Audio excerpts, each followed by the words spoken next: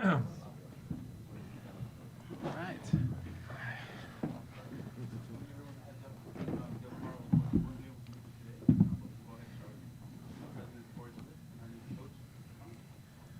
Thank you. Morning, everyone. Hope everyone's warmer than I am. It's pretty cold out there, but I'm glad to see everyone got here safe and sound. I've been told we may have a couple of people coming late, but that's okay as long as they get here. I just wanted to start off, wish everyone a happy new year. Hope everyone's had a good start to 2024. And we've got Braden, I think this is your first official press conference as the lead with Denver Post. So welcome, and let's kick off with you. All right, starting off easy. Just from a front office perspective, what are some of the things that need to be met this season to consider it a success? Yeah, no messing around with the first one. Look, I think Chris has been talking to some of our players, and it's something that we do as well as an organization, that we start off with the destination and then work our way backwards with that. So what's your B? For us, it's pretty simple. Like, we want to win MLS Cup. So to win MLS Cup, you have to be in the playoffs. That's the very, very basic and the minimum. And I think you also are going to help yourself if you get as many games as possible at home. Like, we want to perform in front of our incredible supporters. We want to use the atmosphere, the energy that they bring to help us, and then obviously to have the altitude advantage that we know is here. So I think when we look at it, we know what the destination is, and we know that to do that, we need to be in the playoffs. So by de facto, that becomes the minimum requirement. We'll go Jonathan Kennewell.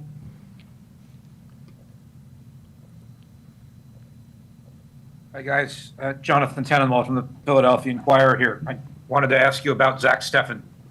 And what are your expectations for him, not just in terms of on the field, but leadership? And what was the place for him to go? Thanks. Yeah, good morning, everyone. It really is good to see a full room once again, and a lot of the faces. I'm learning the names and getting to know everyone.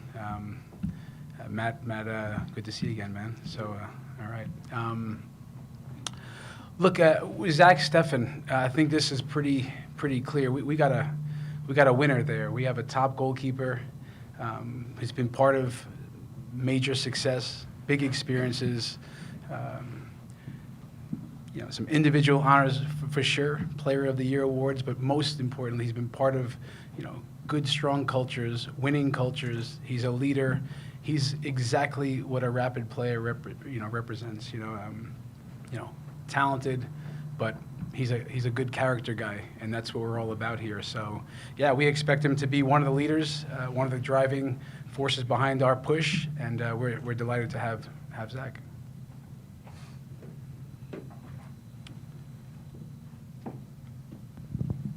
Chris, Matt Pollard, Burgundy Wave. In the last sentence of the press release that announced you as a head coach, it said your coaching staff would be determined another time. Have you figured out the future of the coaching staff and your captain for 2024? We haven't finalized either one of those, so not the captaincy, not yet. That'll be in the next days, and then we're wrapping up our staff currently.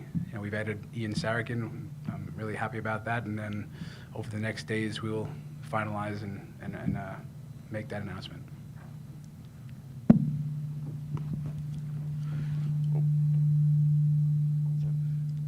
Okay, hopefully I don't buzz anything here. Pat Radigan, Burgundy Wave.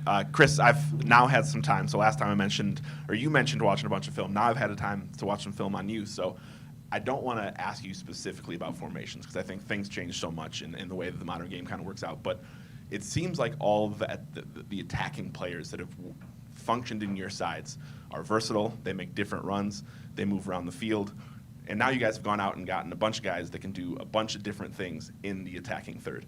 How happy are you with the way that the roster construction has worked out, and how excited are you to get into a room with some of those creative offensive players and see how that chemistry can build together? Patrick, good question, man. Yeah, look, I told the team the other day, man, I couldn't wait to see the group together. As men, as footballers, like it's a really nice group, and the man to my right here, Pádraig and Fran, like they've done a tremendous job. The scouting, I said that the last time I saw all of you, are seeing the quality of work of our scouts and my bosses here, like, and the fact that I had, as I said back then, a voice in that, the collaboration, incredible. So I also said that we want to attack. This is what we want to do. Of course, when we don't have the ball, we want to be a team that is dangerous and in possession for sure.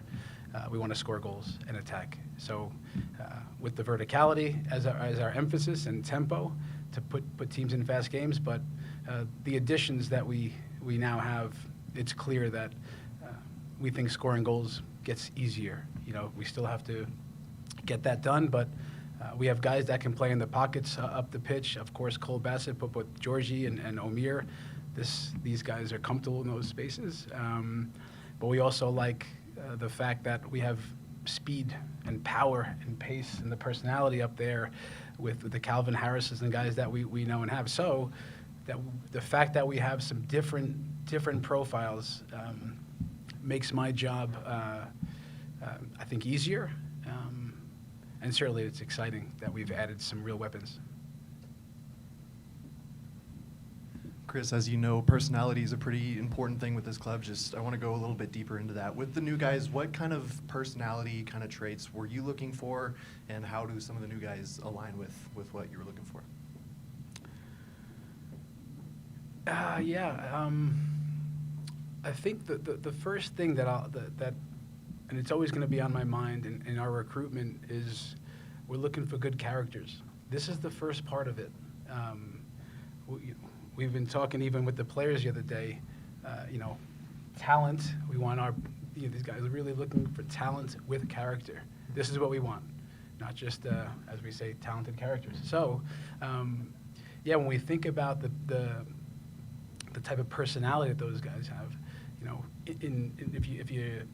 if you can look eye to eye and look in the eye of Djordje Mihailovic, he wants to go right now. He's intense, he's serious, he wants to set assist records. He's a winner. He really is, and he's proven that. We like that he has an edge. Zack, Steffen, we talked about him just in terms of personality, but in the attack with Omir Fernandez, he's another guy that, again, he has his own way about him, but he plays free, and the game comes easier to him, and he loves the big moments. He's not afraid of when the lights come on. So again, he's a fairly young guy with a lot of talent, but with personality and character. So look, we've added some good players, but good guys that understand how we want to play, very specific to our style of play, and that they're going to make the goals easier, we think. Hey guys, Mitch Go from DNVR Sports. There was a nickname floated out on Twitter recently that was something to prove FC. Do you think there is something to getting guys who may not be coming off of their most successful stretches, but have the talent and the drive, and putting those together? Do you see there's a way to kind of collectively raise each other in your performance?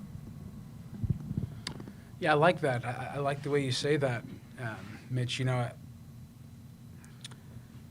the one thing that I learned early on in my career and never ever lost hold of it, and still I have it as well as him, and it's what attracted me to this club, is that you never arrive. You always have to prove yourself, and that's real. So whatever you want to call that, a chip on your shoulder to prove when you don't win, then for sure it's obvious. But when you win, it's just a hunger to do more and to win decisively. So that's the leadership. That's where we're at. We all have a lot to prove, and we love that. The players, I can tell you, if you just look around the locker room, there's been additions. There's been, in my opinion, addition by subtraction in certain spots, and some of the guys that have come back from Europe, some of the guys that are in that roster, Keegan, Rosenberry, they all feel like they left too much on the table last year. They take responsibility in many ways. And again, it's why I love this group. There's no excuses, but they've come in. You know, Keegan said yesterday, Chris, there's a real good energy going on right now. He's not seen 17, 18 guys in that weight room at this stage that he's seen yesterday. So made me feel good, but that's something that as a coach, you love when that stuff just happens. But yeah, there's a real nice energy in the group, and it is a hunger to get going and get to work. Pork, I think we can see from what's been reported around the spending from this offseason that the lay fan would then think that that means that ownership is more involved or sees what went wrong last year and is trying to correct it. Beyond the number of zeros on the ends of checks being spent, how different or more involved has that been? How more supportive has it been as ownership tries to help the club prove something in 2024? Yeah, I mean, ownership continues to provide the support that we need. I mean, that's always been there. I think from our perspective, we've said this all along. It's what we do with that, you know, and how we go about building the right roster in the right way and have that alignment throughout the entire organization. So that's been there, you know, right from the start. One of the first things we did, you know, Chris, Josh, Wayne, and I went out for breakfast and sat down and went through a bunch of things. And we weren't under any illusions as to what needed to be done to get us back to competitiveness. And I think Chris alluded to it, in whatever way, shape, or form you want to call that, or what phrases you want to put that. We knew last year wasn't good enough. So we knew what we had to do, and we had a plan in place for that going back quite some time. And we're thrilled that we continue to get the input, advice, and support that we need from ownership to put a competitive team on the field.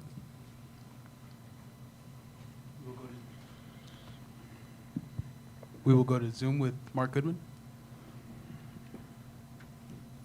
Hey, folks. 2 questions. First question, what will Djordje Mihailovic's primary on-field role be, and what does that mean for Cole Bassett and Omir Fernandez? And second question, who is going to be the team captain for 2024? The team captain will be determined in the next days, or we'll take the right amount of time to get that right. In terms of Djordje and Omir and Cole, you know, we don't know our starting lineup yet, right? We don't. In many ways, the boys have talked about a new line in the sand that we start something fresh here. And like I just said, you have to earn it. You have to prove and fight for those minutes. The nice thing is that in all my experiences, when you have a strong roster and that internal competition, when that is strong and it's real, then, you know, sometimes the external, it's almost easier. But for sure, between Cole and Omir and Djordje, who you mentioned, they'll be operating in those pockets in between lines and really trying to get the attack going. All 3 of those guys are playmakers. They all can arrive into the box and score goals and assist. They can all press. So, yeah, they're versatile for sure. But those guys are our playmakers that can help get goals. But we have other attackers, right? We have a strong winger crop of guys that just naturally can run, and they're powerful and fast. So preseason will be fun getting to know these guys, getting to know the best mix of players, and it's nice that we have a lot of talent up there to choose from.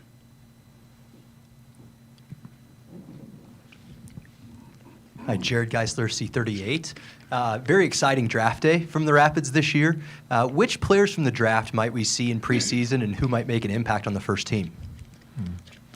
We were thrilled at the draft, and again, I'll give huge credit to the scouting group, in terms of the work that was done to build into that, because that's what allows you to make moves on the fly, which is what's needed in draft day to kind of take advantage of those situations. So I think to come out with 3 top talents, obviously 3 of the top 5, we were very excited. They all bring something different to the table, but I think when you look at a draft, you're trying to balance up the short and the long term. I think one of the things that we really focused on in that draft, in particular with the changes in the rules, was looking at some younger players. So if you look at Wayne and you look at Kamani, 2 young guys at 18 and 19 years of age who we think project to the very, very highest levels. But that takes time. It takes nurturing. It takes being brought into a competitive environment where they're challenged but never put in a situation where you know they're going to fail. So I think that's really interesting. Nate Jones, I knew he was big. We'd obviously interviewed him, but when he walked into the locker room the other day and you actually see him in context with the other players, I mean, that kid's a beast, you know, he really is. So it's always exciting anytime you can find a left-footed centre back with those kind of physical profiles. So we're really excited about seeing, you know, all three of those in pre-season. And then again, the great thing about this draft was the fact that you could take rights. You know, you could take the rights to players, continue to watch their development, be part of the construction of their player development plans, and really allow them to continue their development before you necessarily look to bring them in. So obviously we've done that with three of the other guys as well. So we're excited about the draft as a whole. I think you are seeing a split in that in terms of the number that will come in with us immediately and the number that will stay in school and continue their development there. But overall, nicely balanced, and I think, yeah, Kamani, Wayne, and Nate, you'll certainly see during preseason. Morning, guys. Morning. Brian Jennings, also Burgundy Wave. Chris, this one's probably a little more for you, but you mentioned in a previous answer, preseason, a lot of new faces coming in, but to you as well. I'm assuming there's going to be some evaluation time and integration time. Can you kind of give us an idea of when you take off out of this white stuff here end of the week and get into it, what's maybe the preseason look like in your head? Maybe your next, step along that evaluation, integration, getting to know guys, and before you get back in for that first match. Thanks you. Look, my whole career as a coach now and as a player, I've always loved the preseason.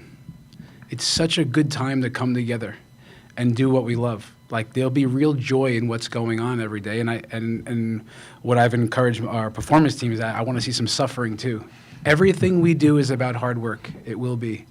So this is what preseason is for. You really want to push the envelope here, and for me, it's about the comfort zones of the players. So I'm really looking to push the comfort zones physically and mentally, and get guys thinking quicker, being more, leadership, playing quicker, processing quicker, reacting quicker, decision making. This is what the preseason will be about in many ways.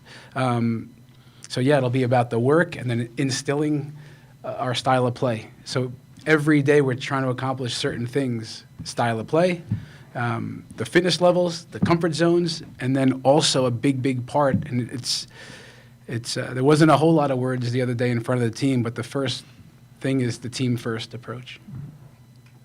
It's not about the individual at this club. When you watch the Detroit Lions yesterday and you hear people talk after the game, the quarterback, it's always about the team. Always. It's never the other way. And that's always not easy. It's not always easy for players. If it's not good for them, it might not be good for him or for Chris Armas, but if it's good for the team, it's good. And that's going to be right away. So things in preseason, there'll be some football. There'll be the training will bring guys together. It'll be competitive. They'll enjoy it for sure. They'll work hard. There'll be some team building outside of the pitch. I'm sure Keegan and these guys are looking to play some golf at certain points, and they'll enjoy that, and we'll want them to enjoy that, and we all will be part of that. But for sure, what an opportunity for the boys, for all of us, and the staff to come together, get to know each other, and get on the same page. Yeah.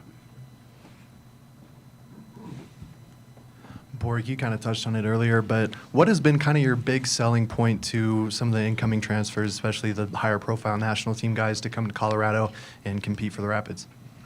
Yeah, I think it's been very simple, to be honest with you. It's talking about what our plans are, and I think talking about the alignment that we have throughout the group, that makes that kind of, pitch a lot easier. When you're able to get up there, and obviously Chris and I were on all of these calls, but when you're able to get up there and show real alignment between the front office, the club, and the actual technical staff and the head coach, that's enticing for players because they see that thread running through the entire organization. I think it's also very easy for us to point back just 2 years to when we were, top of the West in the playoffs, back-to-back playoff years 20 and 21, and talk about that being what we were looking to get back to very, very quickly. And still felt like we had a good, strong nucleus from which to build. And, these things, you gather momentum with that. But before we brought on any of these new guys, as you're talking to the first one of them, pointing to the group that was here, pointing to the kind of collective approach that we were taking, you know, Chris and the entire club, it was very easy to actually sell them on the vision, and very easy to sell them on an ability to get back to 2021, get back to competitiveness, and get back obviously into the hunt to win a trophy. Then you have the added advantage that as the dominoes start to fall, it's clear that we mean business. You know, we were under no illusions whatsoever that last year wasn't good enough. The key thing was we knew why it wasn't good enough. We knew what we had to do to make those changes. And Chris mentioned it earlier on. There's a lot of people downstairs in that room who know that they didn't perform to the levels that they're capable of. So when you put it together and you start talking to some of these players from outside the league or players within the league that you're looking to bring in, you can make that pitch very, very quickly that our aim, our goal is to win MLS Cup and that we have a pathway toward that. So yeah, we were thrilled obviously that the message that we were looking to get out was what we felt coming back as well. You know, I think that was one of the key things for us. Every time we got on a call, whether that was with Omir, whether it was with, you know, Zack, Djordje, it was always clear they wanted to win. And they weren't going to, you know, let anything get in their way either, which really fit in with what we were looking to build here as a whole. So, yeah, it came together the way we wanted, the way we planned, and obviously we're incredibly excited about the group that we've been able to build. We'll go ahead and take two more questions before moving on to Cole and Keegan. Pádraig, the last couple times I've done this, I've been sitting up here trying to think, okay, how am I going to word this? How am I going to get him to say the thing? But it seems like the whole club, from bottom to top, has embraced the message that the fans delivered last year. So how much personally have you thought about that in all these signings and thought, I want to give them what they feel they deserve as supporters of this club? And how good has it felt to see the excitement, to see that response from the fans and know I'm delivering on that promise that I gave those fans? Well, I think, look, the supporters are the lifeblood of this club for sure. There's no two ways about that. And they made public certain things, obviously, but we didn't need that to know that we weren't going in the direction that we wanted. So we were very clear. Obviously, we had made big decisions prior to any of that, you know, coming out as well. So we had been very clear, even going back into 22. I think I mentioned that in some of the last kind of press conferences we've had. It was really the middle of 22 where I realized, look, this is not going in the direction that we wanted. And that's when, you know, start to sit down, have those first few conversations with Wayne and with Fran, and then expanding it out and talking to ownership about, look, this is not going in the direction that we want. We wanted it to work. You know, we wanted it to work, and we had those conversations internally, and we tried to make certain changes, and it just wasn't turning the way we wanted to. So at that point in time, you have to take action. We can't let this go on any further, and the action had to be taken. You know, from my perspective, the thing that I want to create the most is a club that is competing for MLS Cup every year and providing our supporters and the community at large, representing the community by providing an attacking and entertaining style of football. We're not going to settle for anything less. We're not. That doesn't mean you don't go through ups and downs along the way and you have injuries and you have other things that impact that, but you never take your eye off the goal. Now, what I knew was that in that locker room, we had a lot of talented players who were not a bottom of the table team. They weren't. But we also knew that we needed to make, you know, significant changes, both on the coaching front and then within the playing group as well, to get us back on a course that was going to allow us to win MLS Cup. And we had to take that action. And to Matt's very first question, or I think second question, we had the support of ownership to go and take those decisions and to make those changes that needed to be made. And I think we've very quickly shown that when you have a plan, when you have alignment throughout the entire organization and everybody is on the same page, pulling in the same direction, then you can create something special. And now the proof's going to be out on the field, but I know there's a lot of players in that locker room. I've never seen anything like it. It's my 10th preseason at this club. The buzz in the locker room the other day was palpable. And I know those players are incredibly excited to get back out onto the field.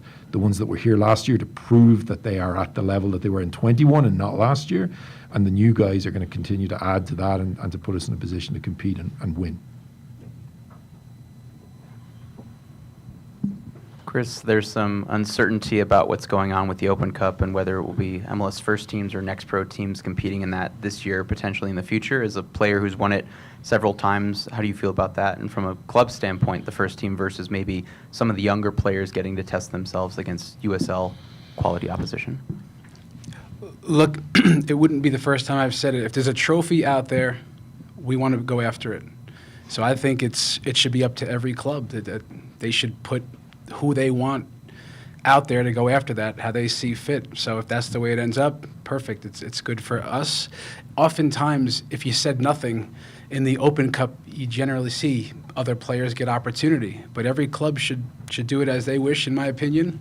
There's certain teams in the league that might be their own one realistic chance at a trophy. So why should someone tell them otherwise? So for me, again, there's more trophies out there these days, but we're going after every single one that we can be part of, and we'll go as strong as we can in all of them. That's the plan. Yeah, sure. We will conclude this portion of the interview today. Thank you, Pádraig. Thank you, Chris. If there are any questions that weren't addressed, we'll go ahead and have Pádraig available at the very end for a little scrum. Thank you. Thanks, everyone. Appreciate it. Thank you, guys.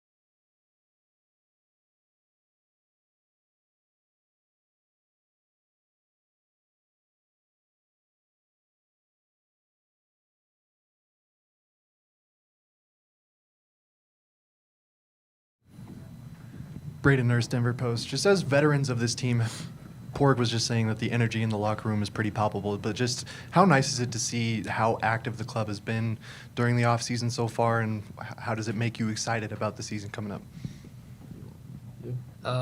It's exciting. It's exciting for all of us. I think, we met as a group for the first time just the other day, and some of the new staff and the new players got up in front of the room and introduced themselves to everyone, and I think every single person used the word exciting, and I echo that. I told Pádraig and Wayne the first time that I saw him in the locker room, it was like, it might be a little odd, but I mean, they've done such a good job this offseason. It's been fun for us to watch and track, and it's different, I think, in this league compared to the rest of the world. And during the offseason, you kind of find out about moves just as other people do as they track the team. And so, like I said, it's been exciting for us to see, and now we're kind of just chomping at the bit to get going and to get to Mexico and get to work. And but it's the truth. We've only been a couple days in this stadium together and kind of coming together, but there's an energy that wasn't there at times last year. So I'm looking forward to it. Yeah, and I'll echo that. It is a little weird for both of us just because, we've been here probably the longest. I would think we're the longest two tenured players, and we've lost, a lot of friends over this offseason. Guys like Pricey, Danny, Sam, they were some of our closest mates in the team, and it's not always nice, seeing your good friends leave the locker room. But at the same time, it does bring new faces, and that brings excitement. And I think that's how we feel. It's one of the big reasons why I decided to stay and sign on longer is, kind of talking with Pádraig and stuff like that, like what guys are we going to bring in to challenge, and I think we've brought in a couple so far that really get me excited to play with on the field, and I think the rest of the team is excited at the potential of what we have this year. Hi, Keith Richards, Team MBS Media. I guess the question for both of you, there's been a lot of turnover in the team, as you said, both in the attack, the midfield, and the back line. Have you had an opportunity to meet with some of those players, like you said, and discuss what your feelings about this season or coming up this next season, and how do you feel the new players are going to mesh in? We've had a chance to interact a little bit. I was lucky enough to be at national team camp in 2019 with Zack and Djordje. And so even when I saw the news of signing both those players, it was fun for me to see. Had already, shaken a couple hands, and I grew up playing with Zack. Actually, we come from the same area in Pennsylvania, so there's not too many, tactical talks that happen yet. It's more just welcome. How can we help you feel more comfortable? What can we do to make the transition easier for you? Looking for houses, apartments. How's your family getting here? How can they settle in quicker? But those conversations will come. Like I said, we'll start training Wednesday in Mexico, and But I think what's exciting about signing players of that caliber is that those tactical moments and conversations are even easier to have because they understand the game at a high level. They've played at a high level, and hopefully it takes less of a learning curve. Yeah, can kind of echo what he said again, but was with Djordje at camp before, played with Omir as well. Know Zack briefly, but yeah, it's good. It's good to get those guys here. And in terms of on the field, we haven't seen it yet because of the weather, but I like the style that they bring in. I think it suits a lot of us, especially for me playing with Djordje and Omir. I think we'll all be fairly close to each other on the field, and that's exciting for me. Just to have other players to rely on and know that they can get you the ball, you can give it to them, and something special can happen. There was times last year where it was tough to get the ball in those areas, and I think now we have guys that are confident to get it to us in that area and to play with. So I'm excited. You got more guys to help score goals, and I think that's the most fun part of the game. So I'm excited they're all here. Hey guys, Cole, congrats on the extension. Thank you. Yourself, Djordje, Zack, potentially rumored another player. You guys are kind of have been on that fringe of breaking into that national team, been to camps. Do you think it helps having several of those guys together on the pitch and in the locker room and being able to kind of help each other on the field, stats, just playing together, building chemistry to help each other break into that fully? Yeah, it's good, man. It's we're all hungry players. I think because you're saying we're kind of on that fringe, and we can't deny that. That is the truth. We're all like right there. We're bubble players. Sometimes we're in camp, sometimes we're not. But the best part about it is we're all on one team, and that means Greg's got to watch us all. So it's good for us that we know we can control how we play this year, and we can all do it together. So hopefully, if we're all enjoying success, we're all getting called in. But we all have points to prove this year. It's a big year for all of us with a lot of tournaments coming up within the U.S. in the next few years, but especially this year, there's Copa America and Olympics for myself. So we've got a point to prove to go out this season and start the season well, because I think that will bode well for the rest of the year. Keegan, Cole, Matt Pollard, Burgundy Wave. Cole, congrats on the extension again. You mentioned a few of your friends obviously have left the club, long-time players, but also really loud voices. I remember being one of the few media in those games with no fans in 2020, and Will, Danny, and Jack were the loudest players on the pitch. Cole, you've talked in the past how maybe that leadership from a vocal standpoint hasn't necessarily been there. You both are leaders, but at least from what I can tell are slightly quieter people. What do you think that makeup of the locker room is now? How do you guys fill that leadership void that's left the club in the offseason? Yeah, never easy. Those players were very impactful for us and obviously served in a really good way for many years. I've always been kind of a lead by example type first, but I'm excited for a challenge to take on a little bit more of a vocal role, and at times I don't feel pressured to change who I am just to be that vocal leader, but I think even the new additions at the club are going to energize players in a different way to be able to speak up more and lead the team in that way. So I think because, like I said, the turnover is so great, and the locker room feels so different at times. Guys might kind of feel like it's a clean slate, and maybe they can speak up more than they were used to before. So. Don't get me wrong, it'll be a challenge, but the preseason is long, and I think we can figure that out relatively quickly. Yeah, I think, although we didn't like last year, the way it happened, it did provide a little bit of a chance for me and Keegs and Maxo to kind of step up in a leadership role, because towards the end of the season, Willie was hurt, Pricey was hurt, Diego was out for a bit as well, so it really was kind of just us three, and although you don't want to be put in that spot, it kind of helped me grow. I don't know if he feels the same, but in a vocal sense, I feel like somebody kind of had to take over for the team last year, and the three of us kind of stepped up before games and were the ones talking and just trying to galvanize the group. So now you had new faces that can kind of help with that, but it gave us a chance to kind of see what it's like last year and know that we both have to step up into a bigger role this year, just because we've been here for so long. We know the club inside and out, and we know what the club wants, what the fans want, and ultimately what we want, and that's to win. And we know how to do it. We've both done it for many years before. So I think we're good players to lead this club forward. But we'll obviously have help from other players as well. Hi, Pat Radigan, Footy 5280. Cole, I feel like I've slowly been interrogating you about your position for like 3 years, so don't worry. I won't ask you about position questions until we see some on field. But Keegan, you've always been the first one to be hard on yourself, to point out that you're looking to be perfect, to make sure that you're handling things. And last year, just the whole team, there's moments where you could tell goals would go in, things would happen, you guys look around each other, and you just knew this wasn't the standard that we're at. So new players, a new coach, a new year. How excited are you, not even from a professional level, but just from a competitor and a personal level, to just get back and have a chance to say, let me show you who I am? Yeah, like I said, everybody in the room used the word excited. I am.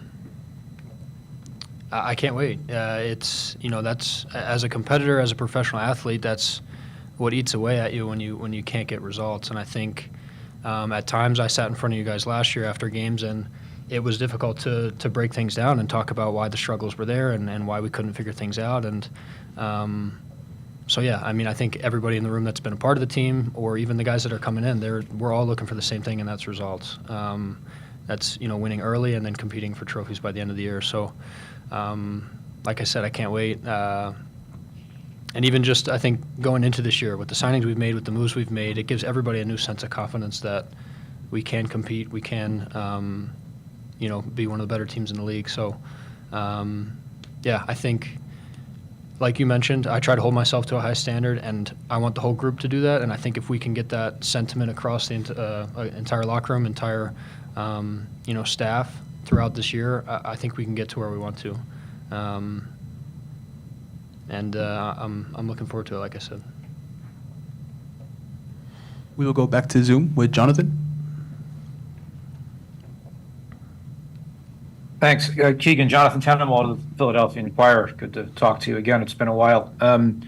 You mentioned that you played with Zack back in the day. Was that in the Union's Academy? Was that, I should know this, I realize, but was it Delco? Was it Penn Fusion? What was it? And, what's it going to be like? I mean, in theory, in an alternate universe, you might have played with him on the Union in MLS, but it didn't go that way. What's it going to be like to play with him now with the leadership and presence that he brings? I'm beating a dead horse, but it's exciting. That word's coming up quite a bit. We played together with the Union Academy. It was pretty brief. We would have trained together when they bring that group together a lot, pulling from the different clubs in the area. And then one of the memories that sticks out in my mind is the Everton match that we played in what used to be PPL, and now I don't even know what it's called anymore, but the Union Stadium. And so that was a really cool moment for us. It was kind of them selecting the best players from that player pool to go against a team from England, and we unfortunately kind of got it handed to us that day, but the players were good and at a little bit different level than we were. But yeah, I'm looking forward to it. I had a lot of fun with Zack in camp. We've always gotten along really well, kind of stayed in touch through all the moves in our career, and Zack obviously moving to England. I think it was either just before or just after that camp that we were together. Such a cool move for him. Everybody in the camp was so excited for him, and I'm looking forward to it. He's a natural leader as well. I think goalkeepers always take on a little bit more of a vocal role and to lead in that way, and there's always a little bit more of a close relationship with defenders and goalkeepers. So I'm hoping we can build each other up and help each other succeed.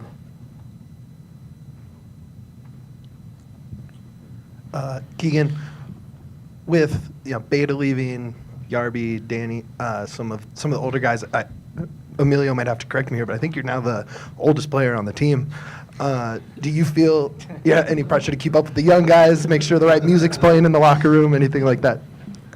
Yeah, I was just talking to Hayden, our equipment manager, and it came a lot sooner than I thought that I would be the oldest player on the team, but at the same time, those changes that we've made obviously inject a bit of youth and hopefully good things, energy and all the things that come with that. And I'm always gonna I think everybody in the locker room competitively is going to compare each other to other players in the way that we perform, in the way that we compete, and yeah, that's never going to leave me. And I think the older guys that left would say the same thing. That part doesn't leave you. It's usually the body that quits on you before. So, but hopefully, continue to be looked at as a leader with the experience that comes with the age, and still looking to contribute to the team and help the team in any way I can, despite the title of eldest. We will do 2 more questions. Cole, how have you approached this offseason, both mentally and physically, given the form you finished the season with, and how confident are you that you'll be able to pick it up where you left it off? Yeah, it was nice to be able to go to camp and not have such a long off season. I don't know exactly how long it was for these guys, but getting to go a month or 5 weeks after kind of made it a perfect amount of time off. I think I had a month or so after Spain, and it was a perfect amount of time for me to get with my trainer and kind of just get to the things that I need to work on.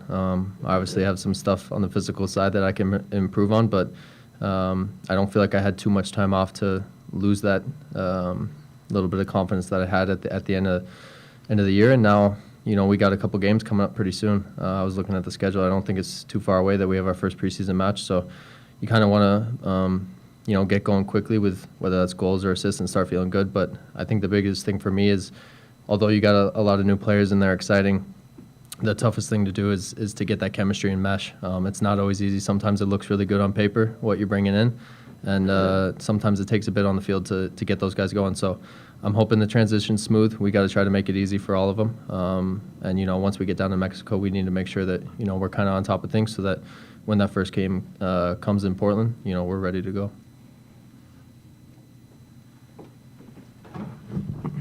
Hi, a question for both of you.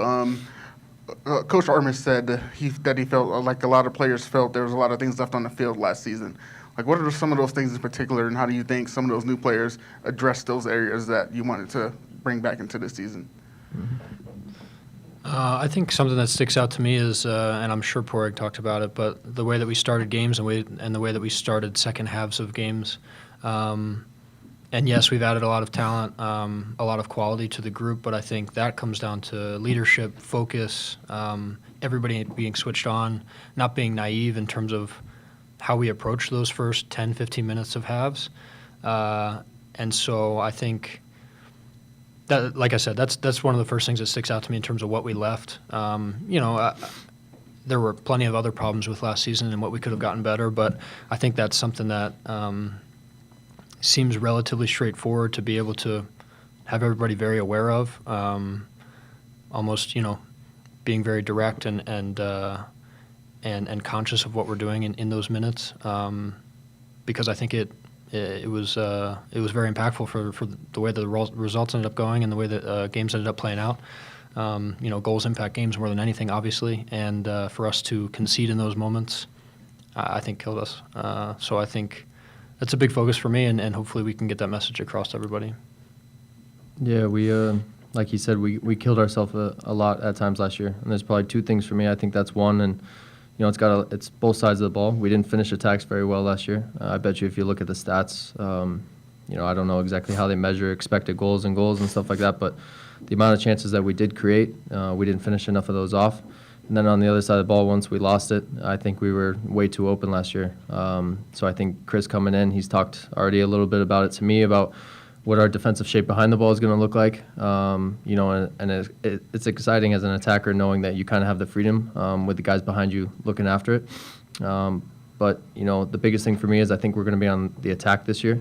And last year for me, we were playing too slow at times, whether I was kind of waiting for the other team to come at us with the ball and let them, do what they want, or with the ball we were kind of too slow and build out. So I think with Chris's new energy and trying to play forward and get after teams while we're pressing, I think that's what gets me the most excited about this year is that, we get to dictate how games go. Perfect. We will conclude this section here. We would like to thank Cole and Keegan for your time. We'll be here with Omir shortly.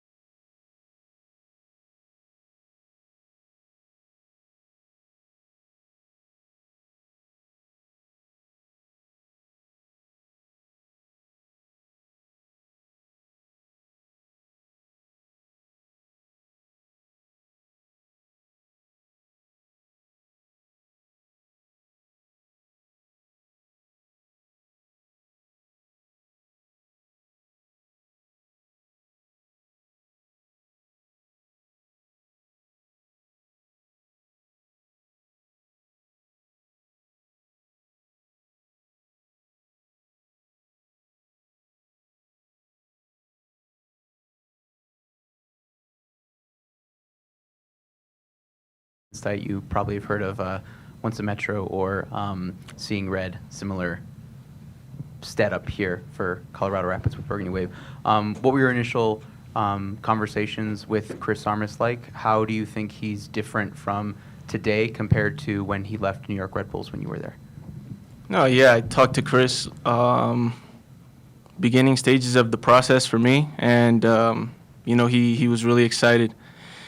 He was really excited about having me over and just the project that he was planning to bring in at Colorado. Obviously it was a few months ago, and we didn't know who was coming in and what the plan was, but he had something in his mind, and one of the first things I told him was, I'm in this process, and I need to go somewhere where I'm gonna win, and I need to have that mentality. And he said that's what I'm bringing here. I'm gonna bring players that are gonna win, and I think that was one of the things that caught my eye, and is one of the reasons why it made the decision so easy for me. And I've known Chris since I was in the academy at the Red Bulls. Obviously he gave me my first opportunity, and I think he's just gained so much experience. I think as a person, you guys are gonna know he's top. He's one of the nicest guys and coaches that I've ever met, and I think he just has that extra presence about him as a coach and of experience and confidence that he's bringing to the team. Braden Nurse, Denver Post. Nice to meet you. Just what about your game on the wing? Are you hoping that translates well to playing with the Rapids? I think just me as a player, open to a lot of positions. Obviously at the Red Bulls I played wing back, center mid and striker, but obviously I feel more comfortable in the wings and in that 10 spot. So wherever I end up, I think for me I just want to bring chaos in the attack and in the defense. I know how Chris wants to play defensive-wise, and I think, I'm going to bring that intensity defensively, but want to focus more on attack and be dangerous. Obviously we have players that can play with the ball, and I think that's what I like as a player, and as much as I want to help them, I know they can help me and create a lot of danger in the attack. Hi, Keith Richards, Team MBS Media. You said, and with the first question, and I think in a couple of videos from online, that you wanted to be here and wanted to win and felt like you were wanted here. Being that you were one of the first people that signed on in this wave of signings, really, how do you think the team is pushing more towards that goal of winning? And do you think, does that make you think you made the right decision more?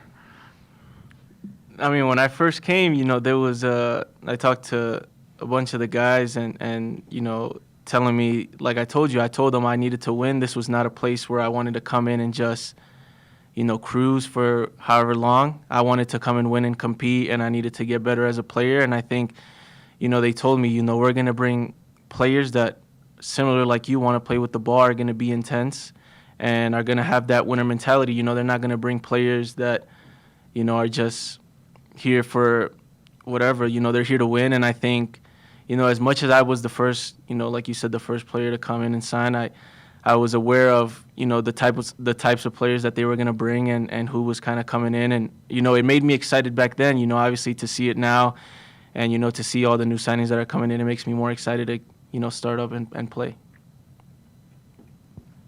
We'll go ahead with 2 more questions. All right, Pat Radigan, the Footy at 5280. I told myself, all right, I'm going to look at all your goals, and I'm going to figure out how this guy plays. But then you score off a corner kick. There's a late running header into the box. You score from the left wing on a counterattack. You take one on your right foot, and you come to the near post, and you smash it past the keeper. As a forward keeper myself, I'd always find that guy that was, hey, I'm going to take space, and I'm going to score no matter what it is. Is that kind of who you are, that you say, hey, I don't care where the space is in that attacking third. I'm going to find it, and I'm going to use it to score a goal? Absolutely. I think for me, obviously I have my strengths where I know where I succeed more than other places. I'm just to say one of the things, I don't think I'm a target man when it comes to corners, but for me, my mentality in every game is to score, whether it be outside the box, whether it be running in behind, whether it be, like a cross or whatever. It's, for me, my mentality is to score in any shape or way. I go into every game thinking I'm going to get at least one clear chance. It's just up to me to be ready for it.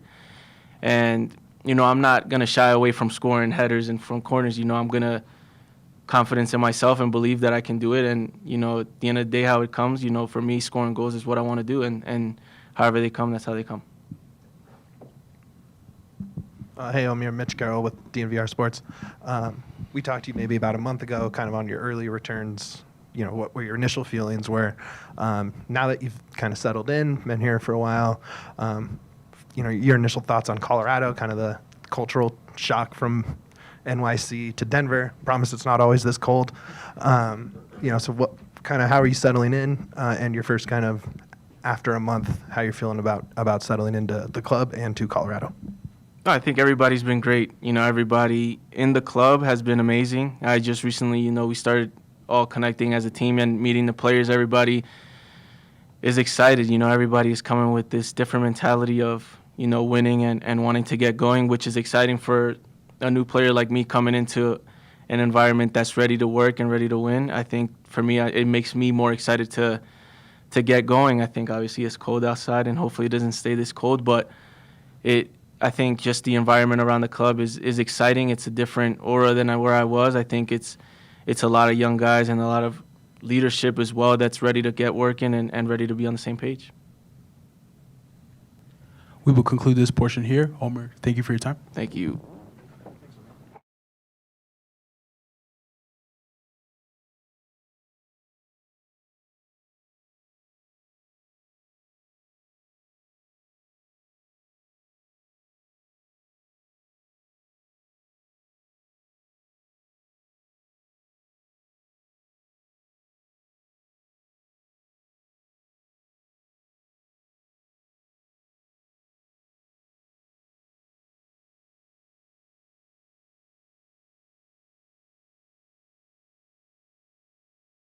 We'll go ahead and open to questions.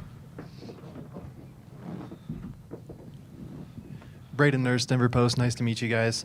You've played a few games together for the national team. I'm sure practiced a bunch more. But what could each one of you say about the other, about what they can provide to this team into this season? I'll start. Yeah, like you said, we know each other. Quite well. And when I was talking to Chris, the two Chris's, Chris Sharp and Chris Armas, about coming here, and they're saying that Djordje was interested and they're trying to bring in some players. I was really excited. Obviously, Djordje is a great player, and he has some good experience that he can help the team with. And I'm just excited to start preseason and start linking up with him and pushing him and vice versa, and then hopefully having a great season. Yeah, I mean, when you think of Zack, you have to just look at his resume. He's coming back to a league where he was the best goalkeeper here. And from experience playing with him, he's a leader. He's not a leader that's going to shout all the time, but he's a leader. When he does say something, you're going to listen. And this is the type of leader that I respond the most to. And, I mean, coming back, we both won some trophies. And this is the mentality that we're bringing back to this team.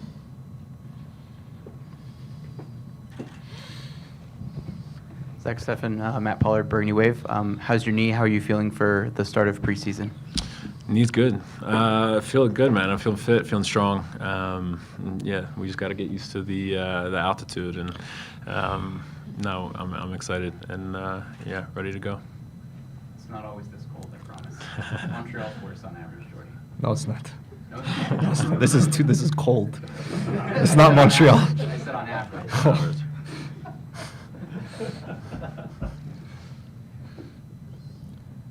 Hi, Keith Richards, Team MBS Media. You said you come in with having won some trophies with a winning mentality. What specifically about the experience that you had playing in some of the bigger leagues overseas do you think will help bring to this team in the immediate future?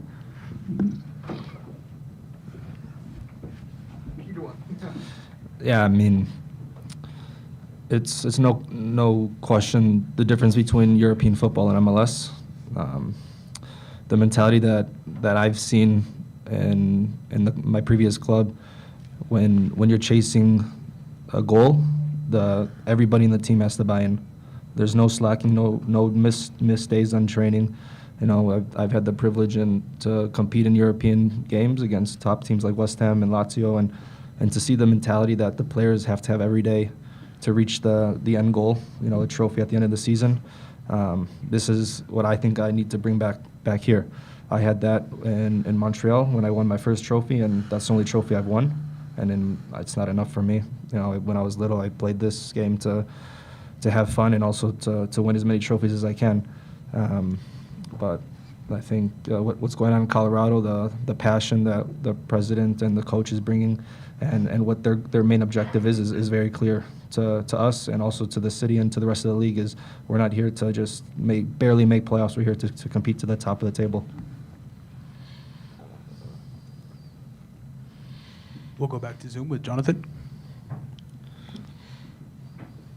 Thanks. Hey, Zack. Jonathan Tannenwald, the Inquirer here, out in the ether on Zoom. Where's he? What, for those of us who I guess haven't heard the full story yet, what made now the right time to come back to MLS, and why here, and how do you see this year shaping up if you can get off to a good start with the Copa America on August? Thanks. Yeah, it's a good question. I think just the situation, the city, the people, the club, the new coaches, and then Chris Sharp. The conversations that we've had really excited me and gave me motivation, gave me confidence that we're all on the same page on where we want to go individually and then collectively. And like Cole was saying, like Chris Armas's energy is just is electric, and so he has a lot of dreams and goals for this club, not just this year but for the future, and so does Chris Sharp, and so do I, and just to be back in the States, back closer to family, closer to friends, have them part of my career again, it just gives me a lot of energy and passion and motivation to come back here and I'm 28. I'm getting up there a little bit, so I want some stability. I want to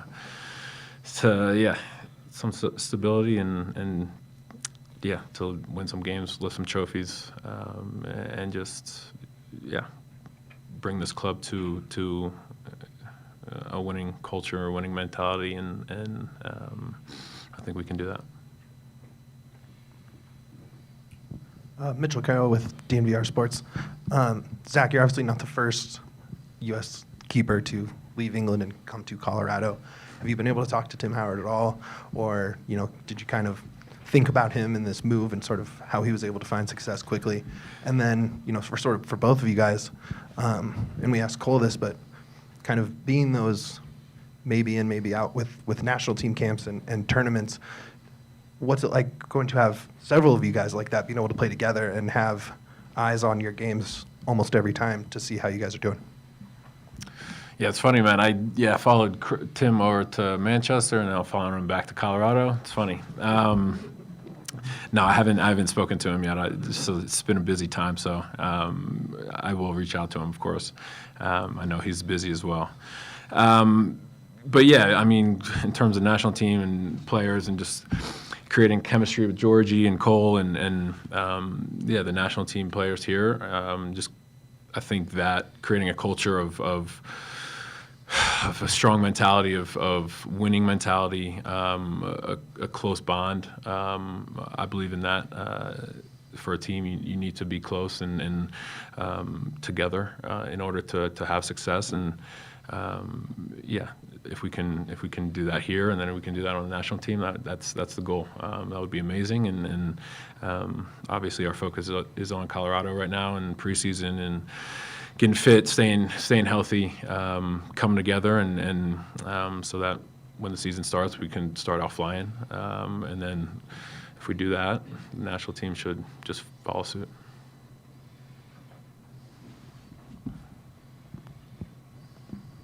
Morning, guys. Thanks for coming in and talking to us. Welcome to both of you. By the way, we're glad you're here. Kind of be for both of you, Djordje and Zack, I guess. This team's going to look a lot different, play a lot different than a lot of us have seen in recent years. And that's a good thing. You guys are a big part of that. Is that, how do you think that's going to play maybe as an advantage to you guys against the rest of the MLS sides, or will it? Is it more up here at that point? Thank you. The first thing I think about is I think it's foolish to think it's going to be perfect from the start. There's a lot of changes in this club, and the president, he's aware that he knows the last 2 seasons weren't the best, but prior to that, the team was top of the West. So he's made changes. He's brought players in that complement the current roster. I think that's important to understand. It's going to take a lot of time. I mean, there's going to be a lot of adversity, and we're going to have to get through it as quick as possible together, but it's not going to be perfect from the start. We have our goals for the end of the season, but we also have to worry about the moment too, and how we're going to improve every day and build chemistry every day in training. That's very important for me. Yeah, piggybacking off that.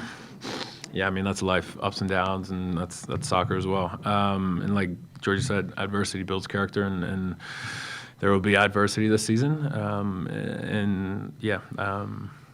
I just pray that we face it, face first and head on. And we use the camaraderie amongst the group, and we build that in preseason and this year, and we build that foundation of team culture and step by step and all that, and we just take it one day at a time, and we try to be at our best every day and in every training, and that will lead to quality games and quality play and growth, and that's what we're looking for, is growth.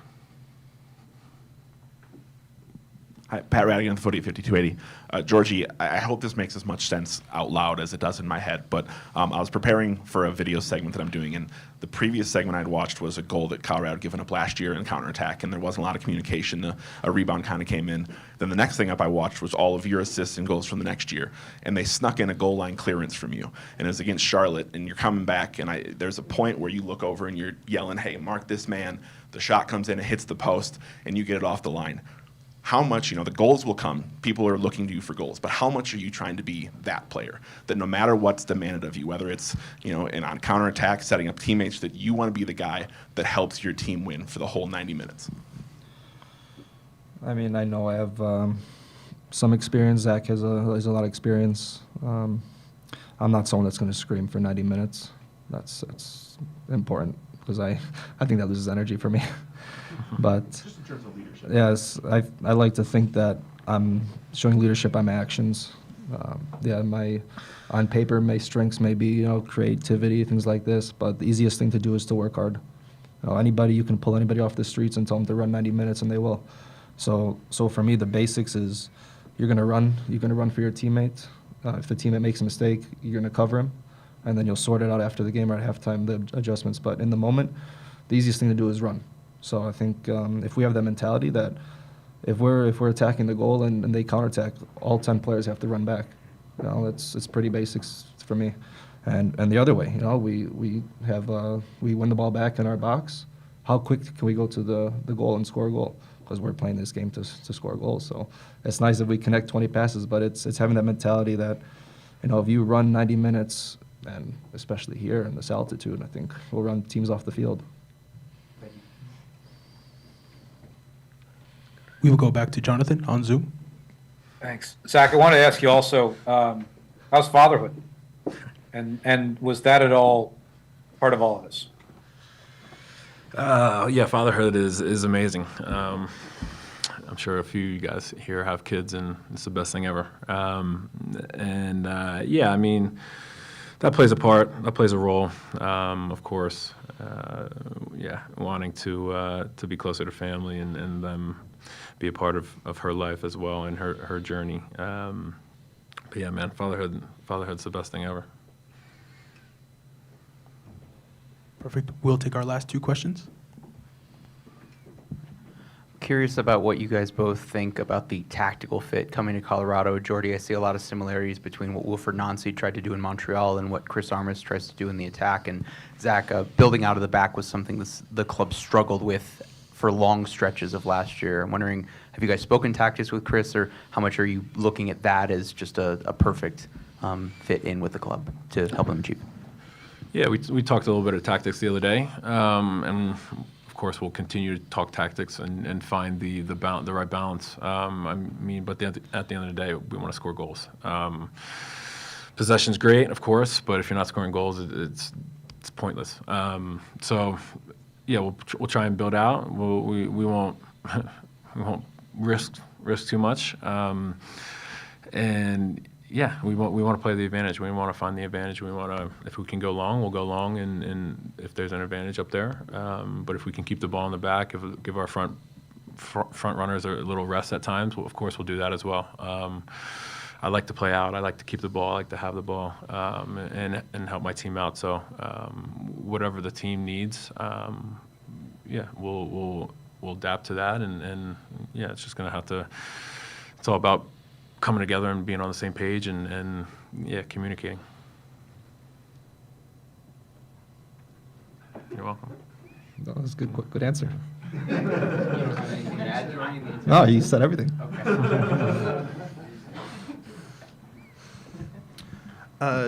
Djordje, with coming in as reportedly club record signing, do you feel that coming into a season like that, yeah, congratulations by the way, do you feel that compared to maybe some other stops that are you setting more pressure or like a higher level of expectations for yourself and the season, and maybe statistically or just as a leader, as a player? Yeah, I mean, it's a privilege, of course, and it's that comes with expectations, like you said. But it's something I don't really think about too much. And if anything, it makes me excited that I'm coming to an organization that believes in me that much. I had that feeling with Montreal a little bit. They brought me in for, a good bit of money. I came in, and it's up to me to prove. And maybe the last year I went to a club where it wasn't the same feeling, but now I'm coming back, and I think it's good for me, yes, to have that belief behind me from the organization, my teammates. I hope I show in training and in games the mentality that maybe I deserve that title or whatever, but it's not something that I think about too much. Perfect. We will conclude there. Djordje, Zack, thank you for your time. The club would like to thank everyone for attending, whether in person or via Zoom. If any questions didn't get answered, we will have Pádraig here for about 15 minutes after. Thanks, guys.